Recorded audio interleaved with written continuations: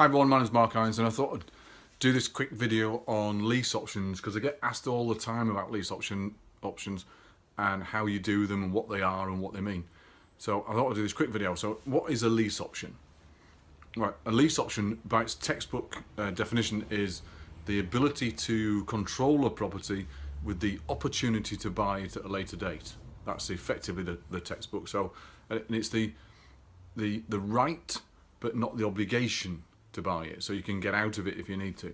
So what is a lease option then? Well, let's take a property at, I don't know, around £100,000. That's its market value, and the mortgage is quite high, so there's no discount particularly. If you offered a discount to the motivated seller, you'd put them in further trouble, so we don't want to do that.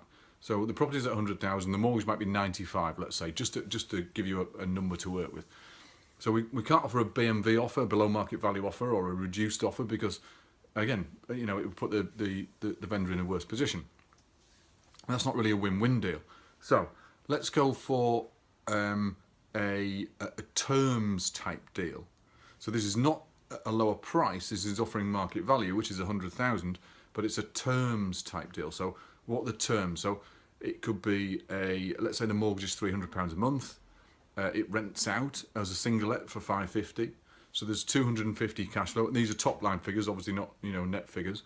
So it rents out with a profit. So let's say that the vendor wants out of the property. There's not really any equity in the property. Therefore, a reduced offer doesn't work.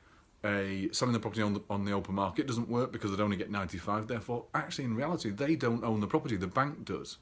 So how can we help them get out?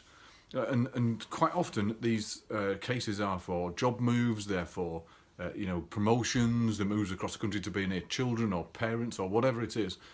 It's not always financially motivated sellers, and it's probably good advice not to do them with you know, financially motivated cases, because they're the ones that will topple over and come and bite you you know, in the backside later on. So with stable financial cases, a genuine reason for sale or getting out of a property, but the open market isn't giving them what they want, and there's no equity in the property, so a reduced offer doesn't work. Let's go one step further. So 100,000, let's offer market value 100,000, no discount required, but we're not going to buy the property right now. What we're going to do is agree a deal from, I don't know, 3 to 7 years, whatever that your vendor will agree with, and from that point onwards, you take over the mortgage payments. And you take over the mortgage payments. Now you've got to get something called consent to let, or CTL. So get consent to let from the bank to be able to do this. And once you've got consent to let, you can then put a tenant in the property. The vendor moves out, tenant in the property, and they pay you market rent. We've still got to pay the bank or pay the mortgage, so we've got to pay them the £300 a month mortgage. But then the £550 coming in is then your profit. Or sorry, that's your top line, but then there's profit there. So you can get a monthly profit on the deal, and that's the whole idea.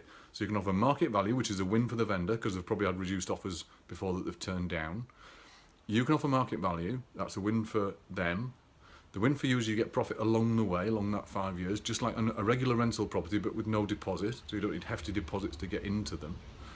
And then at the end, you've got a couple of choices. You can either hand the property back to the vendor, and obviously make good, so it was in the same condition that you got it in, or you can extend the term and go again. So if they're happy with the deal that they've just had, then by all means go again, if you both agree.